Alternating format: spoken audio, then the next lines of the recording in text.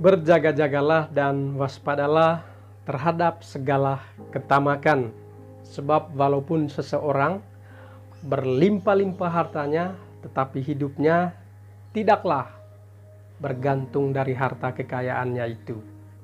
Salam saudara-saudariku yang dikasihi oleh Tuhan Yesus Kristus.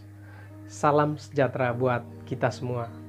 Damai dan sukacita oleh Roh Kudus melimpah senantiasa dalam hati dan juga kehidupan kita sekalian. Ayat di atas adalah salah satu pesan dari Tuhan Yesus Kristus kepada kita, para pengikutnya. Mengapa Tuhan Yesus mengajak kita untuk selalu waspada terhadap segala ketamakan? Sebab ketamakan membuat kita lupa diri. Ketamakan membuat kita menjadi serakah dan haus terus-menerus akan harta kekayaan.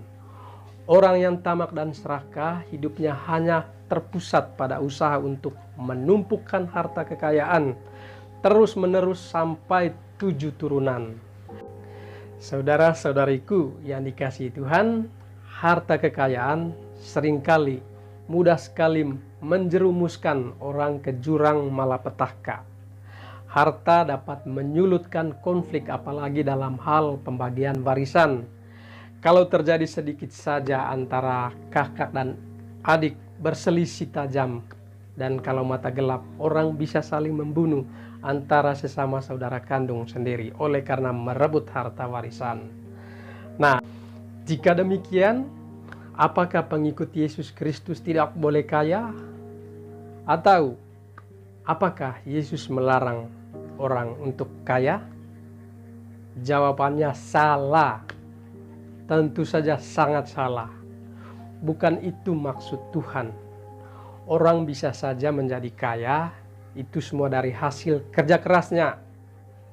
Jadi kaya yang diperolehnya hasil dari jerih payahnya, hasil dari keringatnya, bukan hasil dari korupsi, manipulasi ataupun menerima suap. Namun kita harus tetap ingat bahwa kekayaan itu bukanlah tujuan hidup kita. Segala harta kekayaan itu hanyalah sarana atau alat untuk mencari keselamatan, untuk kemuliaan nama Tuhan. Sebab harta itu bukan jaminan orang untuk memperoleh keselamatan kekal. Dan sebagai pengikut Kristus yang sejati, kita harus memiliki hidup yang seimbang. Kaya harta duniawi namun harus diimbangi dengan kekayaan surgawi. Dan kekayaan atau harta surgawi itu bisa diperoleh antara lain dengan tindakan kasih terhadap sesama.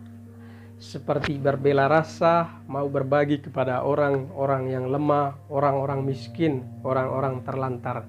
Semua itu dilandasi oleh iman, harapan, dan juga kasih. Jika kita membaca keseluruhan pasal 12 ayat ke-13 sampai 21, Tuhan Yesus menegur orang yang menimbun harta kekayaannya. Hai engkau orang bodoh, pada malam ini juga jiwamu akan diambil daripadamu. Dan apa yang telah kau sediakan untuk siapakah itu? Demikianlah jadinya dengan orang yang mengumpulkan harta bagi dirinya sendiri, jikalau ia tidak kaya di hadapan Allah. Nah, jelas para penimbun harta yang tamak itu tidak akan mendapatkan keselamatan kekal, dan kebahagiaan kekal tentu saja tidak ada di dalam dirinya di hadapan Allah. Ingat para sahabat, asuransi keselamatan kekal kita bukanlah harta duniawi atau harta jasmani, melainkan harta surgawi atau harta rohani, yaitu iman, harapan, dan kasih kita kepada Allah maupun kepada sesama kita.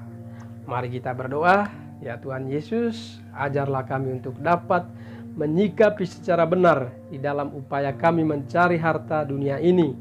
Berilah kami hati yang berbagi, buatlah diri kami agar tidak lupa untuk mengumpulkan harta di surga, bukan hanya harta di dunia ini.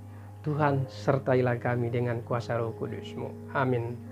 Dalam nama Bapa dan Putra dan Roh Kudus. Amin.